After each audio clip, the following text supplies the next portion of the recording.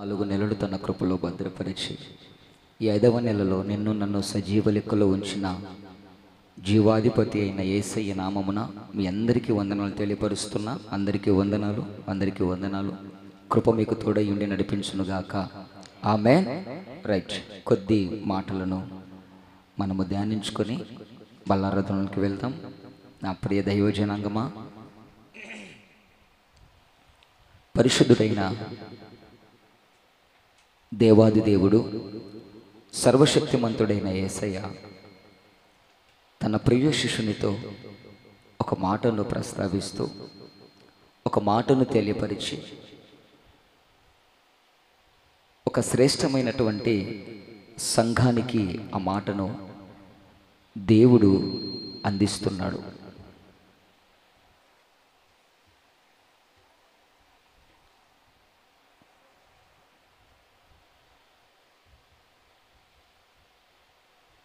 ఎప్పుడు మీతో చెప్తుంటా,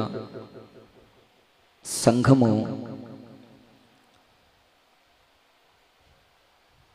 శరీరముతో పోల్చబడి ఉన్నది.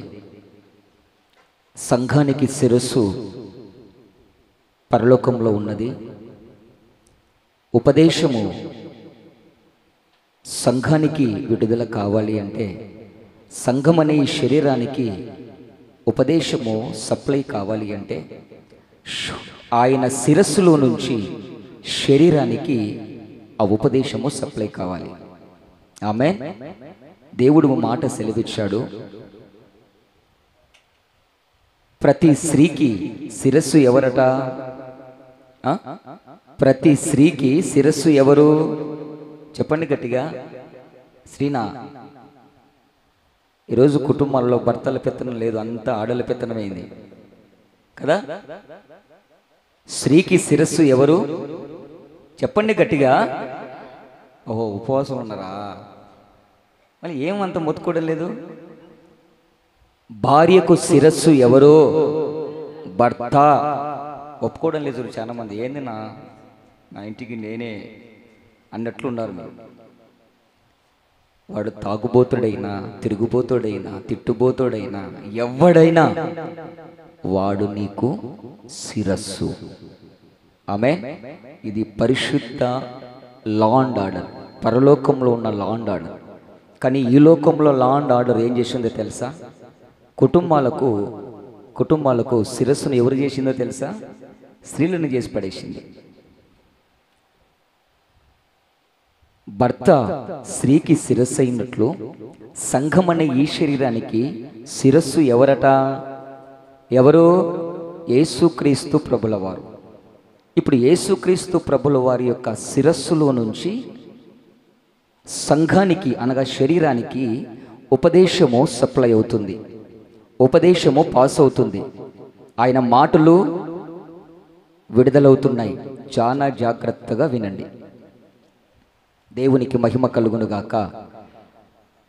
భార్యకు భర్త శిరస్సు అయినట్లు సంఘానికి శిరస్సు యేసయ్య కనుక ప్రతి ఉపదేశము అక్కడ నుంచి రావాలి. కనుక మనుషుల ఊహల్లో నుంచి, మనుషుల ఆలోచనలో నుంచి, మనుషుల ఇచ్చల్లో నుంచి వచ్చేదాన్ని ఉపదేశం అనరు. ఆమేన్. అది వాక్యం అవుతుంది. దేవుని సముఖములో నుంచి సంఘానికి శిరస్సు ఎక్కడుంది? పరలోకంలో ఉంది. మరలా సంఘము శిరస్సు ఏకము చేయటానికి మళ్ళా రాబోతున్నాడు. దాన్నే లోక కళ్యాణము అంటారు. ఓకే. కాబట్టి సంఘానికి ఉపదేశము శిరస్సు అయిన యేసయ్య తలలో నుంచి రావాలి. కనుక ఇది ఉపదేశము యొక్క సారాంశమైనది కనుక, సేవ యొక్క క్రమమైనది కనుక ఆ ఉపదేశము చాలా జాగ్రత్తగా విడుదలవుతుండగా జాగ్రత్తగా వినండి. పరిశుద్ధ గ్రంథములో అపోస్తలుడైన పౌలు తన ప్రియ శిష్యుడు తనలో ఉండి ఆత్మదేవుడు ఒక ఉపదేశాన్ని సంఘానికి అందిస్తున్నాడు, సంఘానికి వివరిస్తున్నాడు. ఆ సంఘము జీవము కలిగిన సంఘమై ఉండాలని, ఆ సంఘము ఆయన శరీరము మరల ఆయన తల, ఆయన శిరస్సు మరల భూమి మీదకి వచ్చి శరీరాన్ని తీసుకుని వెళ్ళేటువంటి ఆ తరుణానికి సంఘమంతా సిద్ధపడాలని దేవాది దేవుడు పౌలులో ఉండి ఒక ప్రాముఖ్యమైన మాటను మాట్లాడుతున్నాడు, ఒక శ్రేష్టమైన మాటను మాట్లాడుతున్నాడు. జాగ్రత్తగా గమనించండి. అపోస్తలుడైన పౌలు హెబ్రీలకు రాసినటువంటి పత్రిక మూలవాక్యానికి వద్దాం. అపోస్తలుడైన పౌలు హెబ్రీలకు రాసినటువంటి పత్రిక 6వ అధ్యాయము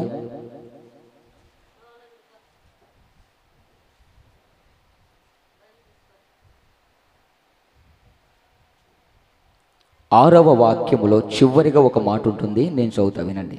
6వ అధ్యాయము 6వ వాక్యం చివరిలో, ఆయనను మనము అవమానపరుచుచున్నాము అనే మాట మీకు అక్కడ కనిపిస్తుంది. ఎవరిని అవమానపరుస్తున్నాం? శిరస్సును అవమానపరుస్తున్నాం. జాగ్రత్తగా వినండి. దొరికిందా? అండర్లైన్ చేసుకొని నా వైపు చూడండి. అపోస్తలుడైన పౌల్లో ఉండి ఆత్మదేవుడు హెబ్రీ సంఘంతో మాట్లాడుతున్నాడు, ఆ సంఘ బిడ్డలతో మాట్లాడుతున్నాడు. ఏమని అంటే, ఆయనను అవమానపరుచుచున్నాము. ఈరోజు మన వాక్యాంశం, ఎవరిని అవమానపరుస్తున్నాం? యేసుక్రీస్తు ప్రభువును బహాటముగా అవమానపరుస్తున్నాం. యేసుక్రీస్తు ప్రభువును బహాటముగా మనం నిందిస్తున్నాం. యేసుక్రీస్తు ప్రభువును ఆరాధిస్తున్న మనము, ప్రార్థిస్తున్న మనము, మందిరానికి వస్తున్న మనము, యేసయ్య కొరకు అది ఇది చేస్తున్న మనము ఆయనను అవమానపరచడం ఏంటి? ఆయనను అవమానంగా హేళనగా చేయడం ఏంటి? ప్రియులారా, ఆశ్చర్యానికి గురి చేసే మాట ఇది. జాగ్రత్తగా గమనించండి. ఎవరయ్యా ఇల్లు అంటే, ఒకసారి వెలిగించబడిన వారు. కొంచెం ఈకో తగ్గినాను రే, ఈకో లైట్గా తగ్గి, ఫస్ట్ లైన్కు రెండో లైన్కు మధ్యలో పెట్టు.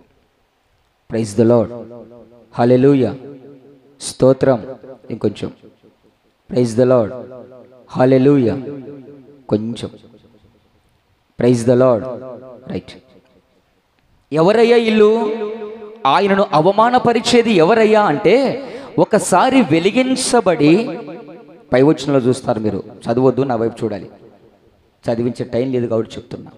ఒకసారి వెలిగించబడి పరలోక సంబంధమైన వరములను రుచి చూచి పరిశుద్ధాత్మ అనుభవము కలిగి పరిశుద్ధాత్మలో పాలివారయుండి, ఏమండి, పరిశుద్ధాత్మని యొక్క నడివడిక ఏమిటో తెలుసుకొని పరిశుద్ధాత్మలో అనుభవపూర్వకంగా ఎన్నో అనుభవాలు అనుభవించి ఎన్నో నిగూఢమైనటువంటి ఉపదేశాలు విని ఎన్నో శ్రేష్టమైన వాక్య భాగాలను ధ్యానించి మరలా ఆయన సముఖంలో, ఆయన సన్నిధిలో ఏది చెప్తున్నాడో ఆ చెప్పిన మాట ప్రకారమడి పిడిచి ఉన్న పెట్టిన వాళ్ళతో మాట్లాడుతున్నాడు. అంటే ఇప్పుడు హెబ్రీ సంఘం ఏం చేస్తుంది? జాగ్రత్తగా గమనించాలి. మందిరానికి వస్తుంది, బల్లలో చేయేస్తుంది, సమస్తమును చేస్తుంది, వాక్యాన్ని వింటుంది, ఒక మంచి ఆత్మీయ నాయకుని చేతిలో ముందుకు కొనసాగుతుంది. అయినప్పటికీ ఆ గుంపులో ఏవో కొన్ని దేవుణ్ణి అవమానపరిచే గుంపు అక్కడుంది. దేవుణ్ణి హేళన చేసే గుంపు సంఘంలో ఉంది. నేను మీతో ఎప్పుడు చెప్తుంటా, సంఘం అన్న తర్వాత అందరి మైండ్ సెట్ ఒకటే ఉండదు. సంఘం అన్న తర్వాత ఒక్కొక్కని మైండ్ సెట్, ఒక్కొక్క ఆమె మైండ్ సెట్ రకరకాలుగా ఉంటాడు.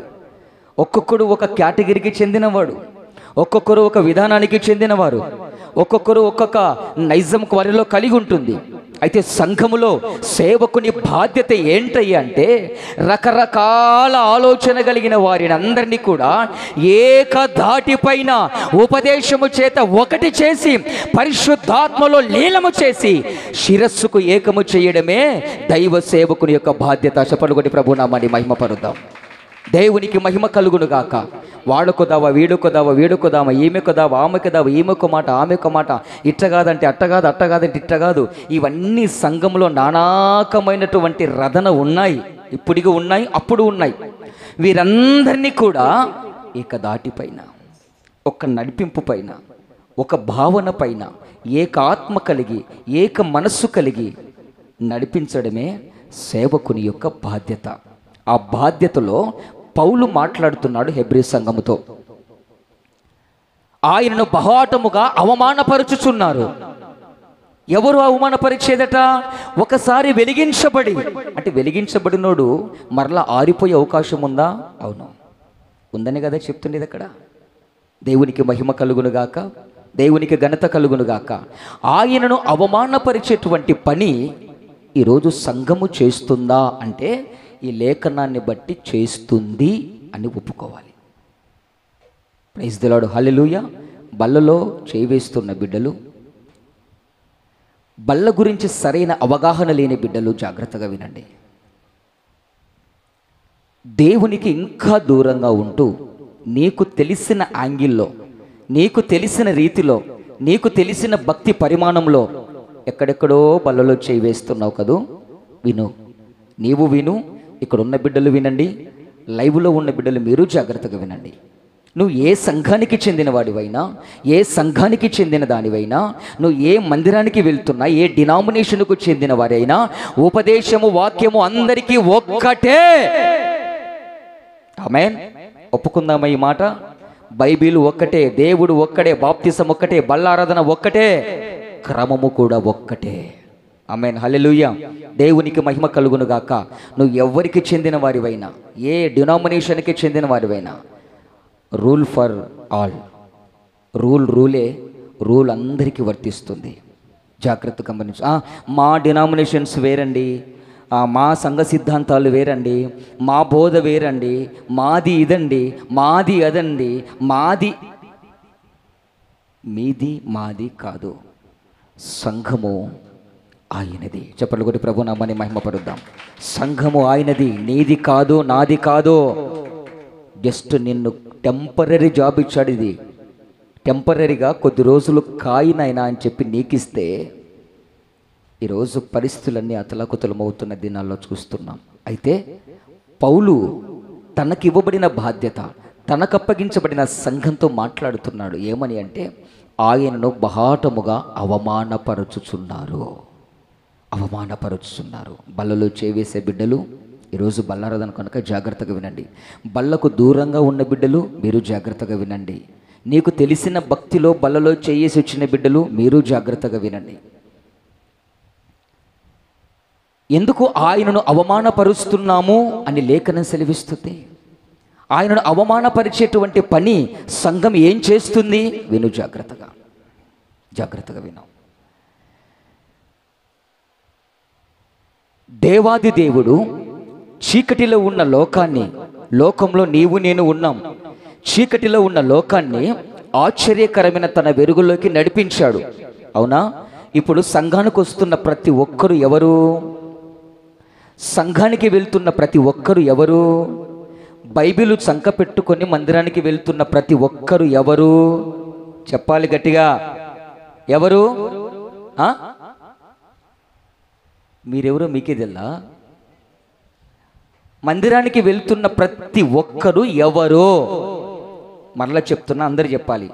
ఒకప్పుడు క్రీస్తుకు పూర్వము చీకటిలో ఉన్న మనల్ని, పూర్వపు చీకటిలో బ్రతుకుతున్న మనల్ని, లోకమంతా అంధకారము కమ్మిన ఈ లోకంలో ఆయన చీకటిలో నుంచి తన ఆశ్చర్యకరమైన వెలుగులోకి నడిపించాడు. ఇప్పుడు నీవు నేను ఎవరిమి? అందరు చెప్పాలి. వెలిగించబడిన వారము, అనగా వెలుగులో నడుస్తున్న వారము, అనగా నీవు నేను వెలుగు పొందిన వారము.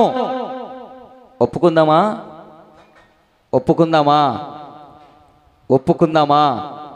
నేను వెలిగించబడిన వాడును, వెలిగించబడిన దానను అన్న వాళ్ళు చేయొద్దండి ఒకసారి. చూసారా? మీ మీద మీకే నమ్మకం లేదు.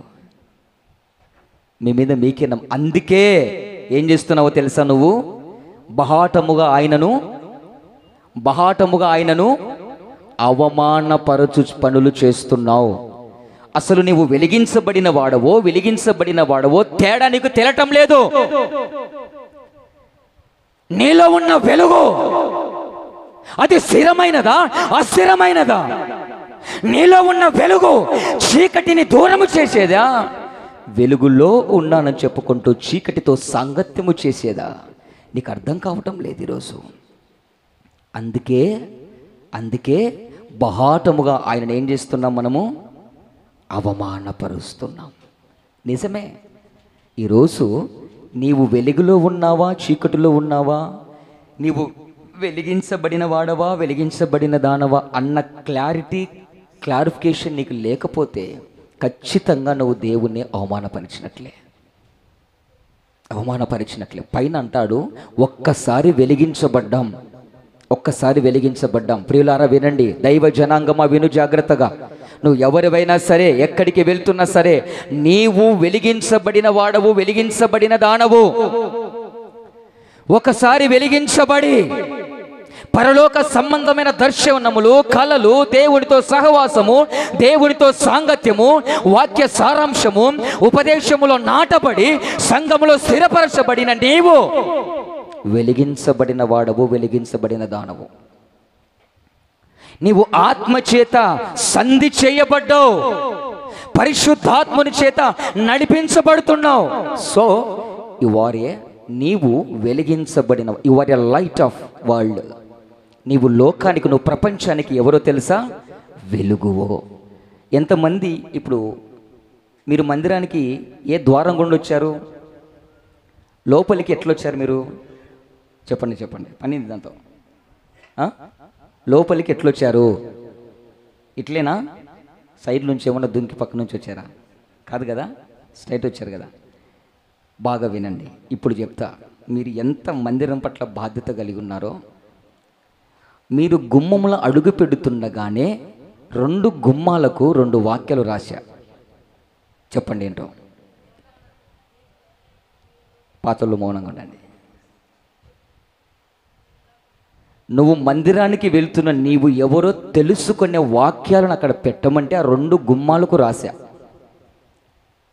బైబిల్ పట్టుకొని దేవుని దగ్గరికి వస్తున్న నీవు ఎవరో నీకై నీవు తెలుసుకోకపోతే బహాటముగా దేవుణ్ణి అవమానపరిచే పనులు చేయటానికి సంఘానికి వచ్చి వెళ్తున్నావు.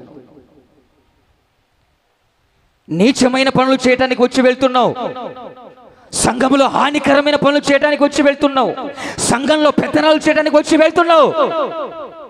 మందిరానికి వెళ్తున్న నీవు, బైబిల్ చంక పెట్టుకుని వెళ్తున్న నీవు, ప్రార్థన చేస్తున్న నీవు ఎవరో నీకు తెలియాలి. లేకపోతే నిన్ను నీవు మోసగించుకుంటావు, మోసపోతావు. ఈ 2 గుమ్మాలకు 2 వాక్యాలను నా దేవుడు రాయమంటే ఆ 2 రాపించాను. మందిరానికి లోపలికి వస్తున్న నువ్వు ఎవరో ఒక్కసారి ఆడ ఆగి ఆ 2 వాక్యాలు చదువుకొని లోపలికి వస్తావని ఆశతో ఆ మాటలు పరిశుద్ధాత్మను రాయమంటే రాసి పెట్టే ఆ మాటలు. అవి కొంతమంది గుర్తే లేవు. అసలు మందిరంలో ఏమున్నాయి ఏం లేవని గుర్తులేవు. టక్కున రావడం, లోపలికి వచ్చి కూర్చోవడం. ప్రియులారా గమనించు. ఒకవైపు ఏమో నువ్వు ఎవరో తెలుసా? లోకానికి ఉప్పై ఉన్నావు నువ్వు. ఒకవైపు ఉంటుంది. రెండవ వైపుకి ఏముంటుందో తెలుసా? నువ్వు ఎవరో తెలుసా? మీరు లోకమునకు వెలుగై ఉన్నారు. చెప్పండి ఒకటి ప్రభు నామాన్ని బిగ్గరగా కనపరుద్దాం. లోకానికి వెలుగు. You are a light of world. నేను వెలుగై ఉన్న ప్రకారము నాలో నడుచువాడు, నా యందు నిలుచువాడు, నన్ను అనుసరించువాడు, వానిలో చీకటి ఎంత మాత్రము కూడా ఉంటుందా ఉండదా? రైట్, ఉండదు. బాగా వినండి. ఈ మాటల్లో పౌలు మాట్లాడుతూ మీరు లోకమునకు వెలుగై ఉన్నారు. ఒకసారి వెలిగించబడ్డారు. ప్రార్థనకు వస్తున్నావంటే, మందిరానికి వస్తున్నావంటే, బైబిల్ చేత పట్టావంటే, బాప్తిసాన్ని తీసుకున్నావంటే, బలలో చేయి వేస్తున్నావంటే నీవు వెలిగించబడిన వాడవు, వెలిగించబడిన దానవు. వెలుగు వెలుగుతో సాంగత్యము చేయాలి, కానీ వెలుగు చీకటితో సాంగత్యము చేయకూడదండోయ్. దేవునికి మహిమ కలుగునుగాక. ఎందుకు దేవుణ్ణి అవమానపరుస్తున్నామని అక్కడ మాట్లాడాడు. ఈరోజు ఈ ఉపదేశము ద్వారా నా దేవుడు నీ మనోనేత్రాన్ని వెలిగించునుగాక. దేవుడు మన మనోనేత్రాలు తెరవబడునుగాక. గమనించు జాగ్రత్తగా. నిజంగా ఈరోజు యేసుక్రీస్తు ప్రభువును నీవు ఆరాధిస్తుంటే నిజంగా యేసుక్రీస్తు ప్రభువును నీవు నేను సేవిస్తుంటే, నిజంగా యేసుక్రీస్తు ప్రభువులోకి వచ్చి ఆయన ద్వారా వెలిగించబడి ఉంటే, నిజంగా మనం వెలిగించబడిన వారమైతే ఏం చేస్తామో తెలుసా? బాగా గమనించండి. లోకమంతా కూడా చీకటితో ఉంది, అవునా? లోకమంతా కూడా చీకటిలో ఉంది. ఈ లోకంలో ఎవరున్నారు? చీకటి కలిగిన లోకంలో ఎవరున్నారు? సబ్జెక్ట్ అర్థం కాలేదా? లోకమంతా చీకటితో ఉంది. చీకటి కలిగిన లోకంలో ఎవరున్నారు? వెలిగించబడిన వారు ఉన్నారు. ఒప్పుకుందామా? ఎవరు వాళ్ళు? మందిరానికి వెళ్తున్న నీవు నేనే. చెప్పండి కొట్టి ప్రభు నామాన్ని గణపరద్దాం. లోకమంతా చీకటితో ఉంది, లోకమంతా చీకటిలో ఉన్నారు. ఎవరైతే దేవుణ్ణి ప్రేమించి, మందిరాన్ని ప్రేమించి, ఉపదేశాన్ని ప్రేమించి, వాక్యాన్ని ప్రేమించి, బల్లారాధనను ప్రేమించి, బైబిల్ను ప్రేమించి, చంక పెట్టుకొని లోకంలో నుంచి వెలుగు దగ్గరికి వస్తావో వారితో మాట్లాడుతున్నాడు. లోకమంతా చీకటితో ఉంది, చీకటిలో వెలుగుంది. ఆమేన్, హల్లెలూయా. మొట్టమొదటగా మందిరానికి వెళ్తున్న నీవెవరో తెలుసుకో. నీవు నేను వెలిగించబడిన వారము. ఈ వెలుగు ఉన్న చోట చీకటికి తావు ఉండదు. ఆమేన్. వెలుగు ఒక మూలకు, చీకటి ఒక మూలకు, పొత్తు ఎక్కడ కుదరదు. ఫర్ ఎగ్జాంపుల్, ఉండని చెప్పు ఉండి సడన్గా ఇక్కడ కరెంటు వేరింది. ఈ ప్రదేశం అంతా ఏ విధంగా ఉంటుంది? ఈడి వరకు చీకటి, ఈడి వరకు వెలుగు, ఆ నుంచి ఆడి వరకు చీకటి ఉంటుందా? చెప్పాలా? ఉంటుందా? ఉంటే అంతా చీకటన్నా ఉండాలా, ఉంటే అంతా వెలుగన్నా ఉండాలా. సగం చీకటి సగం వెలుగు ఎక్కడ ఉండదు. కానీ ఎక్కడుంటుందో తెలుసా? దేవుని మందిరానికి వెళ్తున్నామని చెప్పుకుంటున్న క్రైస్తవ జీవితాల్లో సగ జీవితము చీకటితో, సగ బ్రతుకు వెలుగుతో, ఈ నేపథ్యముతో, ఈ దృక్పథముతో ఈరోజు క్రైస్తవ జీవితాన్ని నువ్వు కొనసాగిస్తున్నావు. నా ప్రియ దైవజనాంగమా, ఇటువంటి వారితో నా దేవుడు మాట్లాడుతున్నాడు. ఇటువంటి వారు మందిరానికి వచ్చి బల్లలో చెయ్యేసి దేవుని సముఖంలోకి వచ్చి ఉపదేశాలు విని, వాక్యాన్ని విని చీకటితో మరలా సాంగత్యము చేస్తారట, చీకటితో మరలా పొత్తు పెట్టుకుంటారట. నేను అనేది ఏంటంటే, ఒకసారి నువ్వు వెలిగించబడ్డావు కదా, మరలా చీకటి దాని క్రియలు, ఆయన సిలువతో మరణించబడింది కదా, సిలువ వేయబడింది కదా, మరలా నీకు చీకటితో ఏం పనయ్యా? ఒకసారి తండ్రి కుమార పరిశుద్ధాత్మ త్రియేక దేవుని నామములోనికి ఏ వ్యక్తులైతే బాప్తిస్మంలోనికి దిగారో ఆ మరుక్షణము చీకటి దాని పనులు, చీకటి దాని క్రియలు ఆయనతో కూడా సిలువ వేయబడ్డాయి, ఆయనతో కూడా మృతమయ్యబడ్డాయి, సమాధి చేయబడ్డాయి. ఇక్కడ ఇప్పుడు ఆయన దగ్గరికి వస్తున్న ఏ ఒక్కరిలో చీకటి ఏలుబడి చేయటానికి ఆయన ఎంత మాత్రము ఒప్పుకోడు. ఆమేన్. ఎంత మాత్రము ఆయన ఒప్పుకోడు. ఎందుకో తెలుసా? నేను నిన్ను వెలిగించుకున్నా, నేను వెలిగించుకున్నా. ఎందుకు? కుటుంబంలో నిన్ను వెలిగించుకొని నీ ద్వారా కుటుంబాన్ని అంతా వెలిగించడం కొరకు నేను నిన్ను వెలిగించుకున్నా. కుటుంబంలో వెలిగించిన నీవే చీకటి అయిపోతే ఎవరి ద్వారా నేను కుటుంబానికి నా దగ్గరికి రప్పించుకోను? వెలిగించబడిన నీవు ఆ వెలుగులో రాకడ వరకు స్థిరంగా నిలబడకపోతే నీ ద్వారా వెలిగించబడాల్సిన కుటుంబాలు, నీ ద్వారా కుటుంబాలు చీకటి గ్రస్తమైపోతున్నాయి, చీకటిమయమైపోతున్నాయి. నా ప్రియులారా, ఈరోజు కుటుంబంలో మొదట వెలిగించబడిన వారమని చెప్పుకున్న వాళ్ళండి, మొదట రక్షింపబడిన వారమని చెప్పుకున్న వాళ్ళండి, మొదట బాప్తిసము తీసుకున్నామని చెప్పుకున్న వాళ్ళండి, వారి ద్వారా, ఆ వెలుగు ద్వారా చీకటిలో ఉన్న ఆ కుటుంబము వెలుగులోకి నడవాల్సింది పోయి వారి క్రియల మూలముగా, వారి యొక్క విధానము ద్వారా వెలుగులో ఉన్న ఆ వ్యక్తి చీకటిలో ఉన్న వారిని వెలుగులోకి నడిపించాల్సింది పోయి ఈ వ్యక్తే తన వెలుగును తగ్గించుకొని, ఆ వెలుగు మహిమను తగ్గించుకొని తిరిగి చీకటిలో కలిసిపోతున్నాడు. తద్వారా ఈరోజు కుటుంబాల్లో దేవుని కార్యము అన్నది ఆగిపోతుంది. తద్వారా బహాటముగా వెలిగించబడిన వారు, మందిరానికి వెళ్తున్న వారు, బాప్తిసము తీసుకున్న వారు, బల్లలో చేవేస్తున్న వారు బహాటముగా ఆయనను ఏం చేస్తున్నామో తెలుసా? అవమానపరిచే పనులు చేస్తున్నాం. సందర్భాన్ని బట్టి ఒక మాట చెప్తా.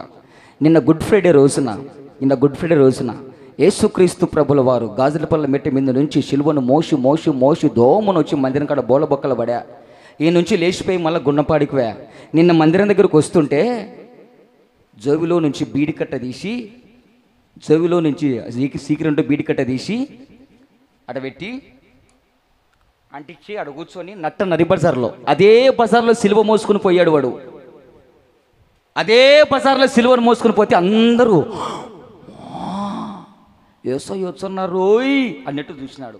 అదే నడి బజార్లో, అదే స్కూల్ మధ్య అందరి కళ్ళు చూస్తుండగానే వాని జోబులో నుంచి తీసి సిగరెట్ బీడి తాగుతుంటే ఒకసారి ఆలోచన చేయండి. ఇదేనా నీ క్రియలు? ఇదేనా నీ వెలుగు? ఇదేనా నీ భక్తి? ఇదేనా నీ జీవితము? ఇదేనా భక్తి వెనకాల దాగి ఉన్న దేవుని సంకల్పము? మీకు అర్థం కావడానికి చెప్తున్నానండి. ఇన్ని మాటలు చెబుతూ, ఉపదేశాన్ని ఇంతగా అందిస్తూ, ఎక్కడ నిందించటానికి దుష్టునికి అవకాశం ఇస్తానని క్షణము భయపడుతూ ఉంటా. అటువంటిది ఈరోజు మందిరాలకి వెళ్తున్నటువంటి మనము, మందిరానికి వస్తున్న మనము, బల్లలో చేవేస్తున్న మనము, వెలిగించబడ్డామని చెప్పుకుంటున్న మనము ఇతరులకు మార్గదర్శకంగా, ఇతరులకు ఆ వెలుగు యొక్క సత్క్రియలు, అందుకే అంటాడు మత్తయి సువార్తలో, మనుషులు నీలో ఉన్న వెలుగులు చూసి దేవుని మహిమపరుచులాగున నీలో ఉన్న వెలుగు, నీలో ఉన్న సత్క్రియలు వారి ఎదుట ప్రకాశింపనీయుడే. ఆమేన్, హల్లెలూయా. దేవునికి మహిమ కలుగును గాక. చాలా మంచి మాట అండి. లోకంలో వెలుగు దగ్గరికి రాని వాళ్ళు, ఇంకా చీకటితో సాంగత్యం చేసేవాళ్ళట, కుటుంబంలో వెలిగించబడిన వాని యొక్క క్రియలను బట్టి, కుటుంబంలో వెలిగించబడిన వాని మాట తీరును బట్టి, కుటుంబంలో వెలిగించబడిన వాని యొక్క ఆ యొక్క తలంపులు, ఆలోచనలు బట్టి, కుటుంబంలో మందిరానికి వస్తున్నటువంటి వారి యొక్క ప్రవర్తనను బట్టి దేవుని యొద్దకు వచ్చే విధంగా వారిలో ఉన్న వెలుగు చీకటిలో ఉన్న వారి వైపుకి ప్రజ్వరిల్లాలంటండి. ఆమేన్, హల్లెలూయా. దేవునికి మహిమ కలుగును గాక. ఎక్కడికెక్కడికో మందిరానికి వెళ్తావు, కానీ నువ్వు ఎవరో నీకు తెలియదు. నువ్వు వెలిగించబడిన వాడవు. అక్కడికి వెళ్ళి ఆ మందిరంలో ఉన్నంతసేపు వెలుగులో ఉంటావు, ఇక్కడ ఉన్నంతసేపు వెలుగులో ఉంటావు. ఇది దాటి బయటికి వెళ్తే నిజంగా వెలుగులో ఉన్నామన్న భయము నీకుందా? నేను వెలిగించబడిన వాడును కనుక లోకమంతా చీకటితో ఉంది కనుక ఏ చీకటి సంబంధమైనటువంటి క్రియలు, ఏ చీకటి సంబంధమైన పనులు వెలిగించబడిన నేను చెయ్యకూడదు అన్న భయము నీలో నాలో ఉంటే వాడు రేపు నా దేవుని యొద్దకు ఖచ్చితంగా వెళ్ళగలడు. చెప్పలు కొట్టి ప్రభు నామని మహిమపరుద్దాం. దేవునికి మహిమ కలుగునుగాక. ఎక్కడ పౌలు అంటున్నాడు, నువ్వు ఒక్కసారి వెలిగించబడ్డావు అంటే దాని అర్థమైంది, దేవుడు మరల నిన్ను వెలిగించాడయ్యా, నిన్ను వెలిగించి వదిలాడయ్యా, నిన్ను వెలిగించాడయ్యా. ఇక ఆ వెలుగును కాపాడుకోయ్యా, ఆ వెలుగును కాపాడుకో. ఆ వెలుగును ఆర్పటానికి లోకమంతా చీకటి కమ్మిందయ్యా, కారుమబ్బులు కమ్మిందయ్యా, అపవిత్రత అలుముకున్నదయ్యా. లోకంలో ఉన్న చీకటిని, అపవిత్రతను కమ్ముకున్న కారు మేఘాలను చూసి నీలో ఉన్న వెలుగును ఆర్పివేసుకోవద్దు. మొదట వెలిగించబడ్డావు, మొదట నీ క్రియలు బాగానే ఉన్నాయి.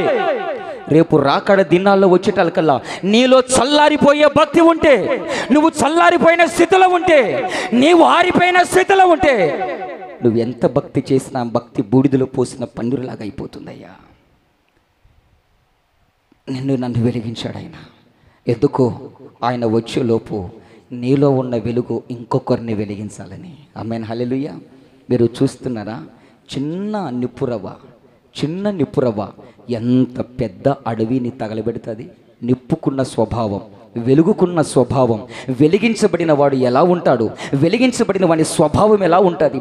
సంవత్సరాలు అయింది నువ్వు వెలిగించబడి, సంవత్సరాలు అయింది నువ్వు బాప్తిసం తీసుకొని, ఎన్నో ఏళ్ళు గతించిపోతున్నాయి, బల్లలో చేవేస్తా, కానీ నీ కుటుంబంలో నీలో ఉన్న వెలుగు నీ ఇంటి వారిని వెలిగించిందా? నీ ఇంటి పక్కన వారిని వెలిగించిందా? పని పక్కన వాళ్ళ గురించి వదిలిపెట్టు, కనీసం నీ ఇంటి వారినైనా ఆ వెలుగు తగిలిందా? ఆ నిప్పు అంటించిందా? ఒక్కసారి నిన్ను ప్రశ్నించుకో. ఇక్కడ పౌలు అటు వాళ్ళతో మాట్లాడుతున్నాడు, ఇటు వీళ్ళతో మాట్లాడుతున్నాడు. ఒకసారి వెలిగించబడ్డవారు అనగా బాప్తిసం తీసుకున్న వారితో మాట్లాడుతున్నారు, ఇంకా వెలుగుకు దూరంగా ఉన్న వాళ్ళతో మాట్లాడుతున్నాడు.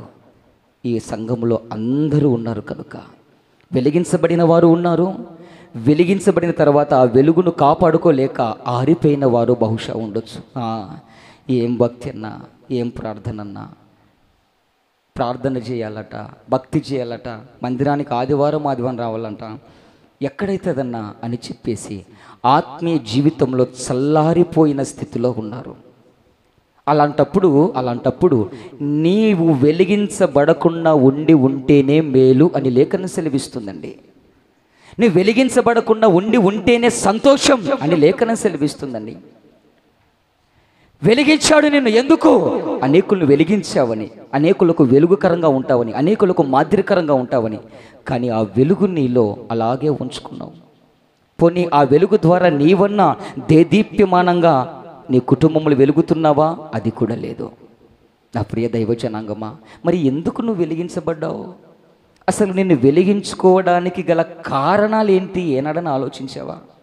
లోకంలో ఇంతమంది ఉన్నారు, నా కుటుంబంలో నాకంటే పెద్దోళ్ళు ఉన్నారు, మా అన్న ఉన్నాడు, మా అక్క ఉంది, ఇంకొకడు ఉన్నాడు, ఇంతమంది ఉన్నారు.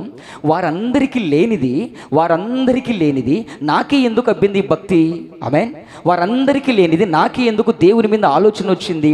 వారందరికీ లేనిది, వారందరూ లోకంలో ఇష్టానుసారంగా తిరుగుతున్నారు, నాకే ఎందుకు ఆదివారం సరికి మందిరానికి వెళ్ళాలి ఎక్కడో గుచ్చుతూ ఉంటుంది అంటే ఆ వెలుగు నిన్ను కోరుకున్నది, నిన్ను వెలిగించింది. చెప్పలు కొట్టి ప్రభు నామానికి. వాళ్ళకి లేదు, నీ ఇంటి వాళ్ళకి లేదు. ఇది ఆదివారం వచ్చింది, తిని తాగి డూమ్ డామ్ దూస్ చేద్దాం, ఈ కోణంలో ఉంటారు వాళ్ళు. కానీ నీకు ఎందుకో ఆలోచన, ఆదివారం వస్తే మందిరానికి వెళ్ళకపోతేనే, ఆదివారం వస్తే ఈరోజు ఉపదేశాన్ని నేను వినకపోతేనే, ఆదివారం వస్తే సహవాసానికి దూరంగా ఉంటేనే, ఎందుకు నీలో ఈ తపన, ఎందుకు నీలో ఈ ఆరాటము, ఎందుకు నీలో ఈ మంట? ఎందుకో తెలుసా? You are a special. నువ్వు దేవునిలో వెలిగించబడిన వాడవు, వెలిగించబడిన దానివి. మరి ఎందుకు వెలిగించుకున్నాడైనా? నిన్ను మరలా వెలిగించబడి ఆర్పేయటానికి కాదు. ఆమేన్.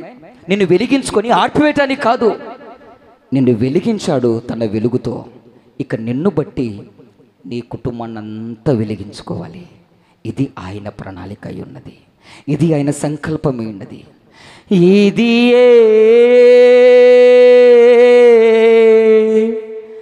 నా ఎడ నీకున్న నిత్య సంకల్పమా, మాయడ నీకున్నా నిత్య సంకల్పమా.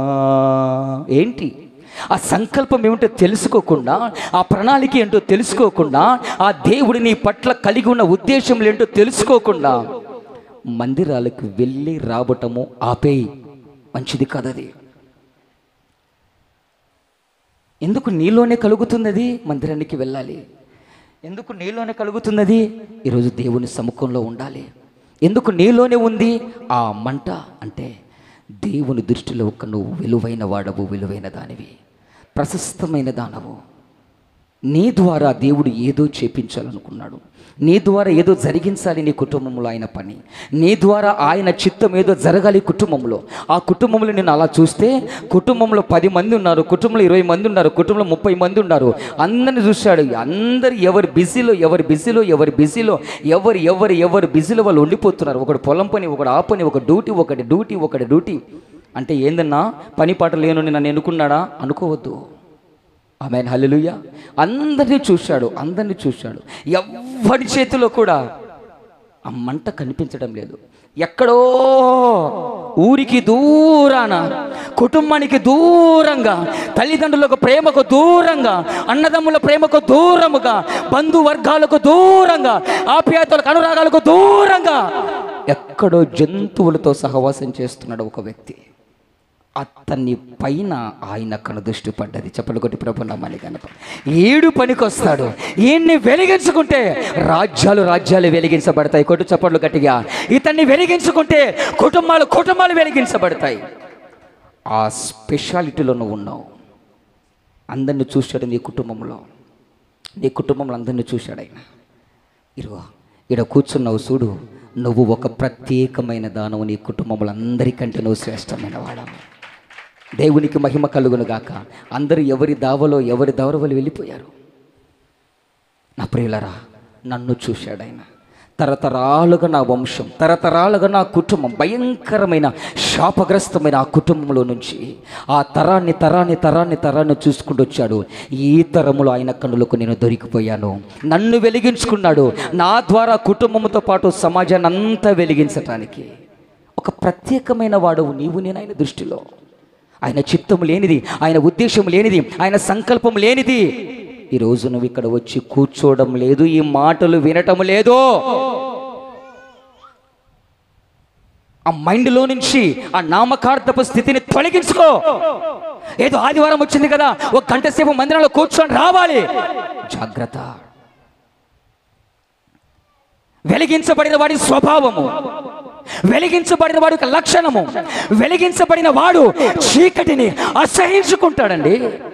ఆదివారం రోజు మందిరానికి వస్తావు, ఈరోజు బల్లలో చేయేస్తావు, మళ్ళా తిరిగి సోమవారం రోజు బయటికి వెళ్తావు. మళ్ళా చీకటితో సాంగత్యం చేస్తావు, చీకటి పనులు చేస్తావు, చీకటి వ్యవహారాలు చేస్తావు, చీకటితో పొత్తు కడతావు, చీకటితో మళ్ళా బంధాన్ని ఏకం చేసుకుంటావు. ఇప్పుడు నువ్వు వెలిగించబడిన వాడవా? ఆలోచన చేసుకో. దేవునికి అర్థం కావడం లేదు ఈ విషయంలో. అలానే దేవుడు ఇష్టం లేదా? ఇష్టమే. మందిరం ఇష్టం లేదా? ఇష్టమే. బల్లాడద ఇష్టం లేదా? ఇష్టమే. బాప్తిసం ఇష్టం లేదా? ఇష్టమే.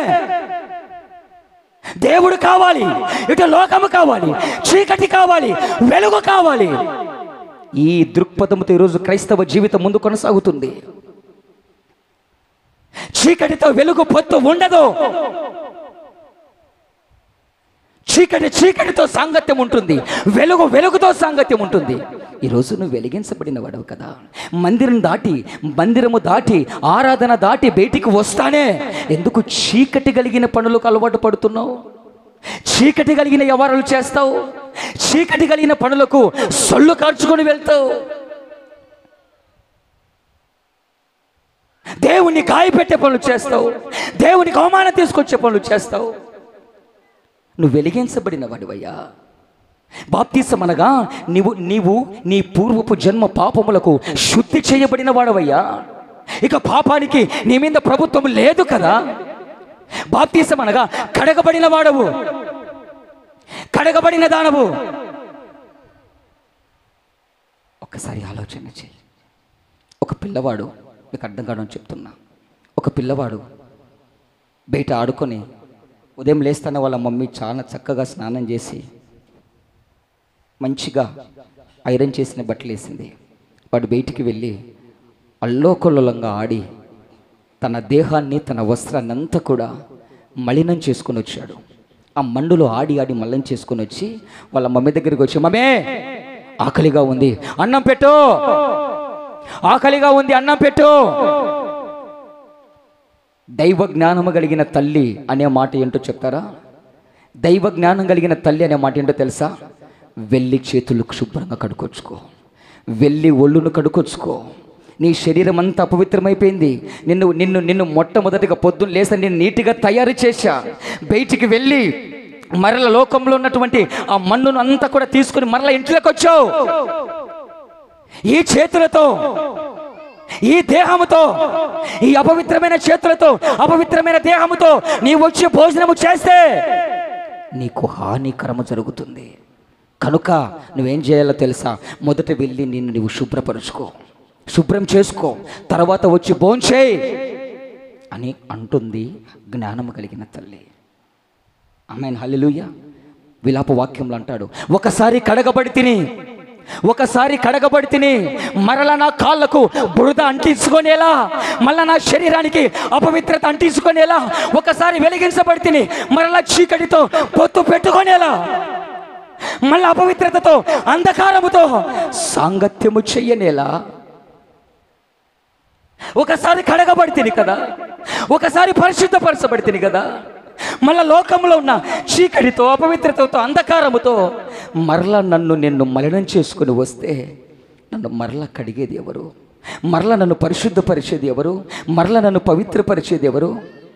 ఎన్నిసార్లు తప్పులు చేసినా, ఎన్నిసార్లు ఒప్పులు చేసినా యేసయ్య రక్తము నన్ను ప్రతిసారి కడుగుతుందిలే అనుకుంటున్నావేమో. జాగ్రత్త నా ప్రియ దైవజనాంగమా. వెలిగించబడ్డావు, ఆ వెలుగును కాపాడుకుంటున్నావా? పరిశుద్ధపరచబడ్డావు, ఆ పరిశుద్ధతను కాపాడుకుంటున్నావా? లోకంలో నుంచి వేరు చేయబడ్డావు, వేరుబాటు జీవితాన్ని జీవిస్తున్నావా? పరలోక రాజ్య వారసురాలిగా దేవుడు నిన్ను చేశాడు. ఆ ఆలోచన కలిగి ఈ పాపలోకంలో పరిశుద్ధంగా నడవగలుగుతున్నావా? లేకపోతే మందిరానికి వచ్చి ఆ గంట 2 గంటలు కూర్చొని తిరిగి బయటికి వెళ్ళిన ఇష్టానుసారమైన జీవితానికి అలవాటు పడుతున్నావా? అలా అలవాటు పడే వాళ్ళు ఉంటే, చీకటిని మానుకోలేక, ఇటు వెలుగును వదిలిపెట్టుకోలేక, ఆదివారం రోజు ఒక్కరోజు వెలిగించబడి తిరిగి సోమవారం నుంచి శనివారం వరకు మళ్ళా లోకంలో ఉన్నటువంటి చీకటి అంతటిలో కూడా పొర్లుతుంటే, అటువంటి వారితో నా వాక్యమైన దేవుడు మాట్లాడుతున్నాడు. అటువంటి వారిని ఒక 2 జంతువులతో పోలుస్తున్నాడు ఆయన. ఒకటి కడగబడిన పంది బురదలో దొల్లినట్లుగా. ఒకసారి కడగబడ్డావయ్యా, బాప్తిసం తీసుకొని ఒకసారి శుద్ధి చేయబడ్డావయ్యా, బాప్తిసం తీసుకొని నీవు ఆయన రక్తముతో పరిశుద్ధపరుచుకున్నావు. కడగబడిన నీవు మరలా ఆ చీకటిలో పొర్లనేలా, ఆ అపవిత్రతలో పొర్లనేలా, ఆ అంధకారంలో పొర్లలేనా, ఆ పాపములో పొర్లనేలా, మళ్ళా అబద్ధములో, ఆ చీకటిలో, ఆ పాపములో, ఆ వ్యభిచారములో, ఆ కామాతురతలో, లోకంలో ఉన్న చీకటిలో నీవు ఉండనేలా అని లేఖనం సెలవిస్తుంది. కడగబడిన పంది బురదలో దొల్లినట్లుగా, కక్కిన కుక్క తన వాంతికి తిరిగి తిరిగినట్లుగా అన్న సామెత ఎవరికి వర్తిస్తుందో తెలుసా? కడగబడి వెలుగులో ఉన్నామని చెప్పుకొని ఆ వెలుగును గురించి అవగాహన లేని వారకు ఈ సామెత వర్తిస్తుంది అని లేఖనం సెలవిస్తుంది. ఒకసారి ఆలోచన చెయ్యి రండి. పేతురు రాసినటువంటి 2వ పత్రిక ముగిస్తున్నా. పేతురు రాసినటువంటి 2వ పత్రిక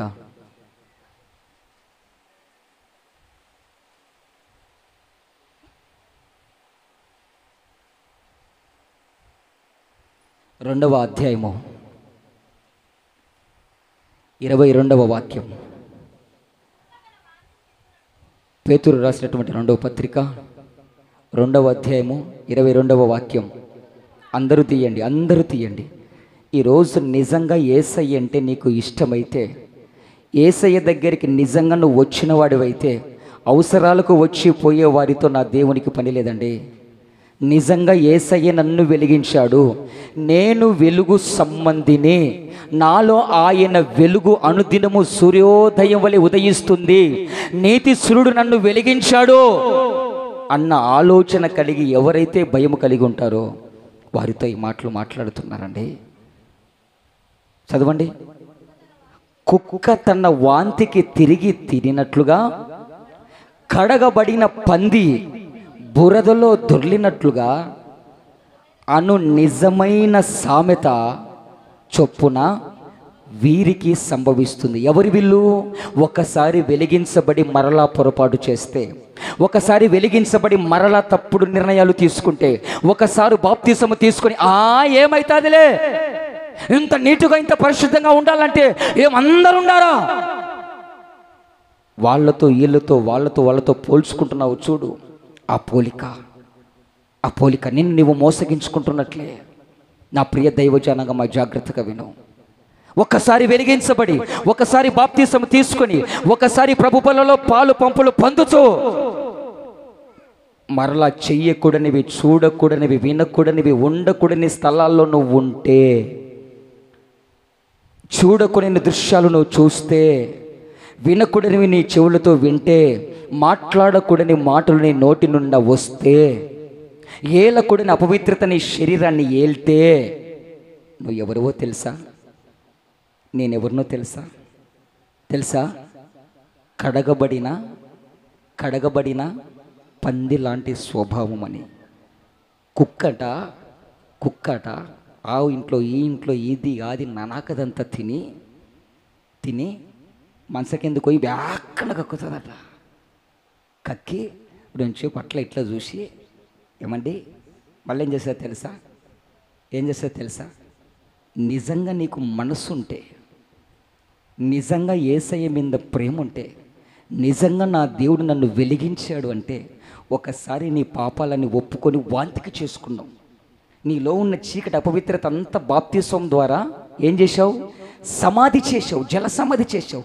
నువ్వు మరలా చేయకూడదు చేస్తే, మరలా చూడకూడదు చూస్తే, మరలా బలలో చేయి వేస్తూ బయటికి వెళ్ళి మరలా చేయకూడదు చేస్తూ ఉంటే, కక్కిన దాన్ని తింటుంది చూడు ఆ కుక్క. నువ్వు కుక్కవు. బల్లలో చెయ్యేస్తూ మరలా చీకటి పనులు చేస్తే, బల్లలో చెయ్యేస్తూ మరలా పాప పనులు చేస్తే, బల్లలో చెయ్యేస్తూ మరలా చూడకూడని చూస్తే, బల్లలో చెయ్యేస్తూ మరలా పరస్త్రీ సాంగత్యము చేస్తే, బల్లలో చెయ్యేస్తూ పరపురుషుని సాంగత్యము చేస్తే, కక్కిన దాన్ని తినే కుక్క లాంటి స్వభావం కలిగిన దానవు. ఈరోజు తమాషా ఏందండి? భక్తి అంటే నడిపించేవారు, బోధించేవారు సరిగా లేక, నువ్వు వెలిగించబడిన వాడవండి, నువ్వు కడగబడిన వాడవండి. కడగబడిన వాడు, వెలిగించబడిన వాడు ఎలా ఉంటాడు? ఒకసారి ఆలోచన చేయి. నా ప్రియ దైవ జనాంగమా, ఈ మాటల ద్వారా దేవుడు నన్ను హెచ్చరిస్తున్నాడు. పౌలు హెబ్రీ సంఘంతో మాట్లాడుతున్నాడు. బహాటముగా ఆయన అవమానపరుస్తున్నావు, అవమానపరిచే పనులు చెయ్యొద్దు. బల్ల దగ్గరికి వస్తున్నావు, బల్లలో చెయ్యేస్తున్నావు, బాప్తిసము తీసుకున్నావు, ప్రభు కొరకు ఏదో చెయ్యాలని ప్రభు నిన్ను నమ్మాడు. ప్రభు నిన్ను నమ్మి ఈ మే మాసాన్ని నీకు అప్పగించాడు. నీ ద్వారా దేవుడు ఎంత మందిని వెలిగించుకోవాలని ఈ మే మాసంలో నిన్ను సజీవురాలుగా ఉంచాడో తెలుసా? కొట్టు చప్పట్లు గట్టిగా యేసయ్యకి. నువ్వే చీకటి అయిపోతే, నీలోనే చీకటి విలైతాండవ మాడితే, నువ్వే చీకటి పనులు చేస్తే ఇక ఎవరిని వెలిగిస్తాడైనా? నువ్వే ఆ పనికి రాకపోతే, బాప్తిసం తీసుకున్న నీ ద్వారా కుటుంబం బాగుపడకపోతే, మందిరానికి వస్తున్న నీ ద్వారా కుటుంబాలు కట్టగబడకపోతే ఎలా అండి? ఎలా? బలలో చేవేస్తున్న నీ ద్వారా, మందిరానికి వస్తున్న నీ ద్వారా, వాక్యం వింటున్న నీ ద్వారా నీ కుటుంబం బాగుపడకపోతే, నీ భర్త బాగుపడకపోతే, నీ భార్య బాగుపడకపోతే, నీ పిల్లలు బాగుపడకపోతే ఎందుకు రావాలి మందిరానికి? మానేసి ఇంటి దగ్గర ఉండండి.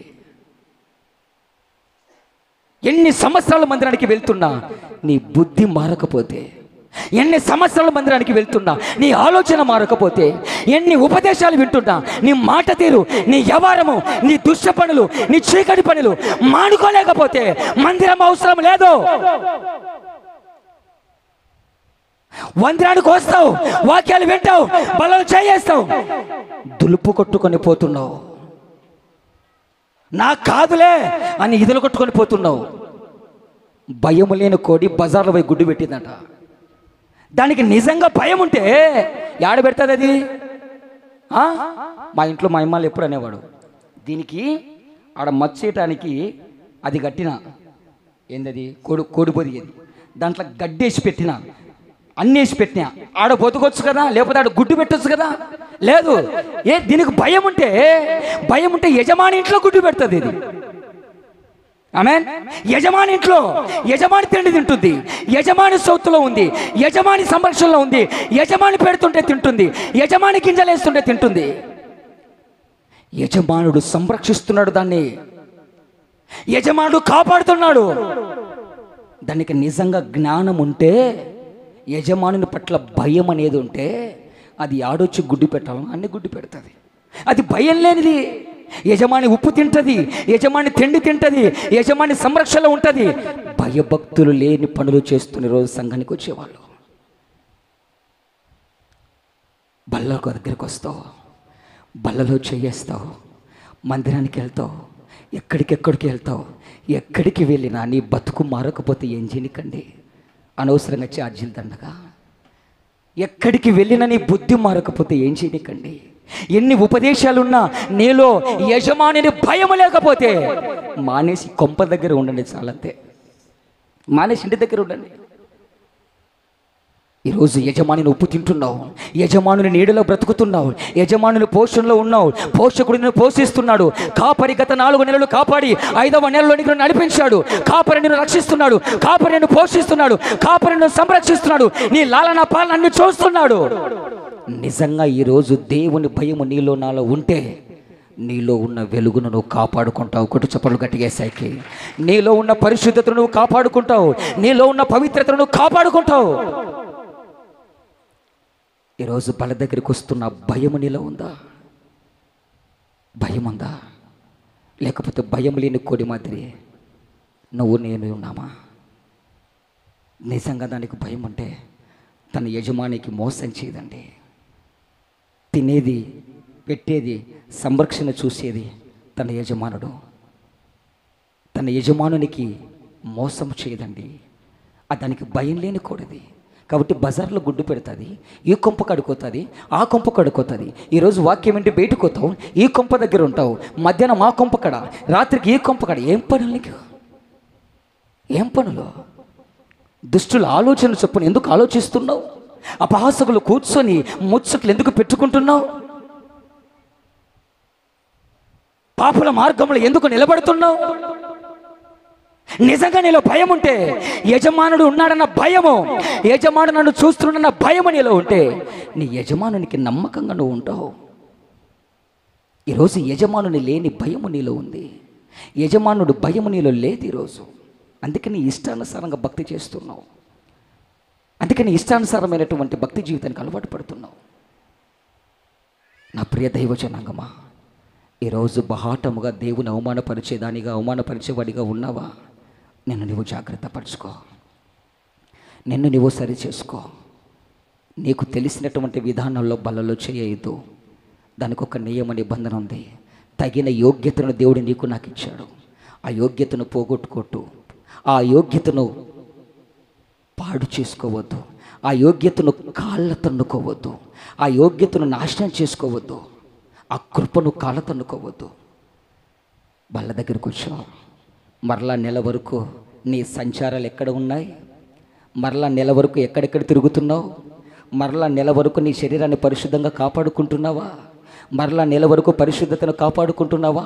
భక్తి జీవితాన్ని కాపాడుకుంటున్నావా? ప్రార్థన జీవితాన్ని కాపాడుకుంటున్నావా? వెలిగించబడిన నీవు చీకటి అల్లంత దూరాన చీకటిని చూసి ఇక్కడి నుంచి సడైపోతున్నావా?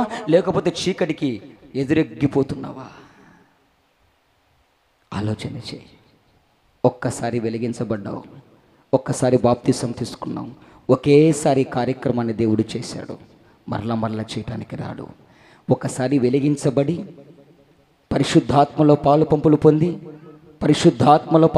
పొంది పరలోక వరమును రుచి చూచి నువ్వు మరలా తప్పిపోతే, మరలా ఇష్టానుసారమైన పనులు చేస్తే, మరలా ఇష్టానుసారమైన చేయకూడని పనులు చేస్తే నువ్వు నేను దేవుణ్ణి అవమానపరుస్తున్నాం. అలా అవమానపరిచేటువంటి వారిని దేంతో పోలుస్తున్నారయ్యా అంటే, కడగబడిన పంది మళ్ళా బురద చూస్తేనంట దానికి ఇష్టమట. అది మర్చిపోతానంట, అయ్యో నేను కడగబడ్డాను కదా, నా యజమానుడు నన్ను కడిగాడు కదా అన్న ఆలోచన దానికి లేదు. కానీ ఆలోచన దేవుడు నీకు నాకు ఇచ్చాడు. ఆమేన్. నీకు నాకు ఇచ్చాడు. నేను కడగబడిన వాడును కదా, నా యజమానిని స్వరక్తముతో నన్ను కొన్నాడు కదా. వెండి చేత బంగారు చేత కాక తన విలువైన స్వరక్తము చేత నన్ను కడుక్కున్నాడు కదా నా యజమానుడు. మరలా నేను ఆ బురదను చూస్తే ఛీ అని అసహించుకోవలసిన నేను హాయ్ అనిపోతున్నావా? ఈరోజు అపవిత్రతను చూసి అసహించుకుంటున్నావా? పాపాన్ని చూసి ఒకప్పుడు నేను పొర్లిచినది ఇది, ఒకప్పుడు నేను పొర్లిచ్చిన, నేను ఎప్పుడు మీతో చెప్తుంటా, ఈ లోకంలో మనం అనుభవించినవి ఏముండాయి చెప్పండి? ఆమె ఈ లోకంలో అనుభవించినవి ఏముండాయి? చీకటి, అపవిత్రత, అంధకారము, పాపము, సినిమాల్లో, ఆ పరశ్రీ వ్యామోహంలో, ఆ సీక్రెట్లో, ఆ మందులో, దీంట్లో, ఫ్రెండ్స్, అన్ని దాంట్లో ఎంత ఎంజాయ్మెంట్ ఉంది, అన్నీ చూసి వచ్చాం. మనము చూడండి ఏంటి అంటే, యెహోవా దయాళుడని, ఆయన రుచి ఏంటో నువ్వు ఇంకా చూడటం లేదు. ఆయన రుచి చూడగలిగితే వీటన్నిటిని అసహించుకుంటావు, పెంటతో సమానంగా చూస్తావు. యెహోవా దయాళుడని ఆయనను రుచి చూసి నువ్వు ఎరగగలిగితే, రుచి చూసి ఎరిగిన వాళ్ళు కూడా ఇంకా మరలా వెనక్కి తిరిగిపోతున్నారండి. మరలా పాపము చూడగానే దానితో కాంప్రమైజ్ అయిపోతున్నారు. అపవిత్రత చూడగానే మరలా అపవిత్రతను హత్తుకుంటున్నారు. అంధకారము రాగానే మరలా అంధకారంతో ఆ రోటికి పోతే ఆ రోటి పదం పాడుతున్నారు. ఎవరు? క్రైస్తవులు. క్రైస్తవుల గురించి నేను మాట్లాడుతున్నా. ఏ రోటికి పోతే ఆ రోటి పదం అట. ఎవరి దగ్గరికి పోతే వాళ్ళలాగా ఊసరివిలాగా రంగులు మారుస్తున్నావు. మందిరానికి వస్తే అటువంటి భక్తి రంగు వేసుకుంటావు. ఆదివారం వస్తే భక్తి రంగు, సోమవారం వస్తే ఇంకొక రంగు, అన్యుల దగ్గరికి పోతే ఇంకొక రంగు, వాళ్ళ దగ్గరికి పోతే ఇంకొక రంగు. ఊసరివిలివి కాదు కదా నువ్వు. ఎందుకో నువ్వు ఆరాధిస్తున్న దేవుడు నిన్న, నేడు, రేపు, నిరంతరము, యుగ యుగములు ఏకరీతిగా ఉన్న దేవుడు. కొట్టు చప్పట్లు గట్టిగా యేసయ్యకు. ఆయన ఏకరీతిగా ఉన్నట్లే ఆయన రాకడ పర్యాంత వరకు నీవు, నేను, ఆయన పిల్లలము, ఆయన సంఘము ఏకరీతిగా ఉండాలి. ఇది దైవ ప్రణాళిక. ఉంటున్నావా రకంగా? మందిరాన్ని విడిచిన తర్వాత నీ వ్యవహారం ఏంటో, ఒంటరిగా ఉన్నప్పుడు నీ భక్తి జీవితం ఏంటో, ఎవరు లేనప్పుడు నీ నిజస్వరూపం ఏంటో బయటపడుతుందండి. ఆలోచన చేస్తున్నావా నా ప్రియ దైవ జనాంగమా? దేవుని భయము, యజమానుని భయము నీలో ఉందా? ఆలోచన చెయ్యి. భయము లేని కోడి బజార్లో గుడ్డు పెడుతున్నట్లుగా నీలో కూడా భయము లేకుండా యజమానుని ఉప్పు తింటున్నావు, యజమానుని రక్తంతో కడిగాడు, యజమానుని బల్లలో చేయేస్తున్నావు, యజమానుని యొక్క రాజ్య సింహాసనము ఎదుట నీవు నేను నిలబడి యోగ్యతనిచ్చాడు. ఈ లోకంలో భయము లేని పనులు, చీకటితో సంబంధమైన పనులు చేసి కడగబడిన కుక్కలాగా, కడగబడిన పందిలాగా జీవిద్దామా? కక్కిన వాంతికి కక్కిన కుక్కలాగా మరలా కక్కిన దాన్ని తిందామా? ఆలోచన చేయండి. ఒకటి చెప్తా వినండి. బాగా కడుపున కొతికెళ్ళి కాడి తిన్నావు, వచ్చేటప్పుడు తినేచ్చుంటావు, ఎక్కడికన్నా జర్నీ చేస్తుంటావు, బాగురు మనకు కక్కుతావు. ఆ కక్కింది అలాగే దోషిని పెట్టుకొని దోషుడితో నువ్వు వినండి, తెలాలి మీకు పాపం యొక్క విలువ ఏంటో మీకు తెలియాలి. ఆ కక్కిందని అలాగే దోషిని పట్టుకొని పొద్దునే తినేదల్లా వచ్చింది. 40 రూపాయలు పెట్టి దోశ తింటిని, మళ్ళీ అంత బయటకు వచ్చా. 2 పూరీలు తింటిని, 4 ఇడ్లీ తింటిని, 1 డజను వడలు తింటిని. వాయమ్మ ఇదల్లా బయటకు పోతే ఎట్లా అని వ్యాక్కని కక్కిందని బర్లా తీసుకొని అంత అవుతావా? చెప్పాలా? నగనికి చెప్పడం లేదండి మాట. ఆలోచన చేస్తున్నావా? కక్కిన దానిని ఎవ్వడు తినడు కదా. మళ్ళీ విడిచిపెట్టిన పాపాన్ని జోలికి మరెందుకు నువ్వెందుకు వెళ్తున్నావు? విడిచిపెట్టిన పాపాన్ని మరెందుకు నువ్వు ఆశిస్తున్నావు? బాప్తిసము ద్వారా ప్రతి పాపాన్ని వదులుకున్నానని నువ్వే మాట ఇచ్చావు కదా యేసయ్యకి. ఈ రోజు నుంచి ఏ పాపము చేయకుండా ఉంటావా? ఉంటాను. ఆయన నిజమైన దేవుని ఒప్పుకుంటావా? ఒప్పుకుంటాను. నీ పాపములన్నీ కూడా ఆయన రక్తముతో కడిగాడని ఒప్పుకుంటావా? ఒప్పుకుంటానయ్యా. నీ నోటితోనే కదా ఒప్పుకున్నావు. ఒప్పుకొని విడిచిపెట్టి కక్కిన పాపాన్ని మరలా ఎందుకో తింటున్నావు? ఆలోచన చేయండి ఒకసారి. బాధతో ఈ మాట చెప్తున్నానండి. కక్కిన దాన్ని నువ్వు తినలేక నీకు బుద్ధి పుట్టదు కదా. అది కంటికి కనిపిస్తుంది కాబట్టి నీకు బుద్ధి పుట్టదు కదా. మొన్న పొద్దుటూరుకు మీటింగ్కి పోతుంటే ఒక్కని మించి ఒకడు కక్కడం నాకు అది అప్పుడు అనిపిస్తుంది, అరే ఆ కక్కిన దాన్ని మరలా వాళ్ళకే తినిపించడం బాగుంది కదా. చిన్న పిల్లోడైనా కక్కితే తినరానైనా అంటే తింటాడు వాడు. చిన్న పిల్లోడు కక్కి, ఒరే కక్కినేదినైనా పొద్దున్న నీకు సెర్లాకు 350 రూపాయలు రా, సెర్లాకు తమాషలు చేస్తున్నా, తిన్నావు, మళ్ళీ కక్కినా, వద్దు పడు అని చెప్పి నోటి తీసి మళ్ళీ లోపల వచ్చావు, కక్కిందాన్ని పోయావు కదా. ఒక్కసారి మనసు పెట్టి ఆలోచన చేయి. ఇంత చెప్తున్నా నీ మనసు కఠినపరుచుకుంటావా? ఇంత చెప్తున్న నీ మనసులో మార్పు అనేది రాదా? ఇంత చెప్తున్న పాపముతో చెలగాటం ఆడతావా? ఇంత చెప్తున్న పాపముతో మరలా గిల్లిగజ్జలాడతావా? ఇంత చెప్తున్న పాపంతో ఫ్రెండ్షిప్ ఎలా చేయగలుగుతున్నావు? కక్కిందాన్ని నువ్వే తినలేవే, కానీ కక్కిన దాన్ని ఒకటి తింటుందంట. ఏంటి ఏంటి కక్కిన దాన్ని ఒక్కటే తింటుందట, కుక్క. అందుకే నా యేసయ్య ప్రకటన గ్రంథంలో అన్నాడు, కుక్కలకు పరలోక రాజ్యాన్ని నేను ఇవ్వను. ఆ మాట మొదట చదువుతుంటే పిచ్చికి పోయింది. ఏంది కుక్క? కుక్కలకు పరలోక రాజ్యాన్ని ఇవ్వడం అంటాడు. ఏందయ్యా అయినా? ఏంటి ప్రభు అర్థం కాలేదు నాయన, ఏంటయ్యా అని మోకాళ్ళ మీద నుండి దేవుని సన్నిధిలో ప్రార్థన చేస్తే, అరే నాన్నరా, ఆ కుక్క ఎవరో చెప్తారా? ఆ పని నేను చేసినా నేను ఒక కుక్కతో సమానమే. కడగబడ్డాను, పరిశుద్ధపరచబడ్డాను, పవిత్రపరచబడ్డాను. లోకంలోని అపవిత్రతను అంతా చూసి వచ్చా. నా ఎవరి జీవితాన్ని పాడు చేసుకున్న వాటిని, కక్కిన వాటిని మరలా నేను తింటే నేను కూడా ఒక కుక్కతో సమానం. నీకు నాకని లేదండి, వాక్యము అందరికీ వర్తిస్తుంది. సేవకునికి ఒక వాక్యము, సంఘానికి ఒక వాక్యము కాదండి. ఇది రెండంచుల ఖడ్గం అండి. ఆ కుక్క ఏంటంటే ఇదిగో ఇదిరా, కక్కిన దాన్ని తినేది ఒక్కటే ఒక కుక్కరా. కుక్క తప్ప ఏది తినదురా కక్కిన దాన్ని. మీరు చెప్పండి, ఏ జంతువైనా తింటుందా? మీరు చూసిన దాంట్లో, మీ సర్వీస్లో, మీ ఎక్స్పీరియన్స్లో కక్కింది మళ్ళీ తినే జంతువు ఏదైనా ఉందా? చెప్పాలా? ఎనీవన్? కానీ ఒక్కటే ఉంది. ఏంది? కుక్క. అందుకే ఆ కుక్క లాంటి స్వభావం ఒకవేళ నీలో నాలో ఉంటే నీకు పరలోక రాజ్యం ఇవ్వడైనా. కొట్టు చప్పలు కట్టేసాకి. నువ్వు ఎవడివైనా, బిషప్ అయినా, 62 అయినా, 22 అయినా, ఎవడివైనా సరే, నువ్వు విశ్వాసమైనా సరే, సేవకుడివైనా సరే, కుక్క లాంటి స్వభావం నీలో ఉంటే నువ్వు పరలోక రాజ్యాన్ని పోగొట్టుకుంటావు. ఈరోజు బల్ల గురించి అవగాహన లేక బల్లలో చేయిస్తున్నారండి. ఈరోజు బల్లలో చేయేస్తావు, ఎక్కడెక్కడికో బేవురాసు తిరుగులు తిరిగేచ్చావు. బల్లలో నేను చెప్పాను కదా ఇంతకుముందు, కళ్ళారా చూశానండి. ఆడ కూర్చొని నోట్లో ఇంతలావు అది పెట్టుకొని, రే బల్లలో చేయిస్తున్నాడు, పైన మైకి పెట్టినారు కదా గొట్టాలు, ఆ బల్లలో చేయిస్తున్నా అని చెప్పేసి, ఆయన అప్పగించబడిన రాత్రి అని ఎత్తటానే వాడు సడన్గా లేచి ఆ నోట్లో నుంచి దాన్ని బయట పడేసి, ఆ చర్చి దగ్గర కొలాయి ఉంటే అది తీసుకొని నోరు అని పుక్కలిచ్చి ముఖం కడుక్కొని కాలు కడుక్కొని పోయి బల్లలో చేయిస్తున్నాడండి. మరి బాగుపడిక నాశనం కానిక ఇవి మీరు చెప్పండి. బాగుపడిక నాశనం ఎందుకు చేయమన్నాడండి? బల్లలో ఎందుకు చేయమన్నాడండి? బాగుపడడానిక నాశనం కానికి చేయమన్నాడండి? మళ్ళీ నువ్వు బాగుపడే పనులా ఇవి? బాగుపడే పనులు చేస్తున్నావా? పాడైపోయే పనులు చేస్తున్నావా? నాశనానికి వడిగట్టే పనులు చేస్తున్నావా? నీ గుడారాన్ని తరతరాలకు శాపాన్ని తెచ్చుకునే పనులు చేస్తున్నావా? ఒక్కసారి మనసు పెట్టి ఆలోచన చేసి మందిరం నుంచి నువ్వు అడుగు బయట పెట్టాలి. దేవునికి మహిమ కలుగునుగాక. ఆమేన్, హల్లెలూయా. కాబట్టి కక్కిన దాన్ని తినే జంతువు ఒక్కటి కుక్క.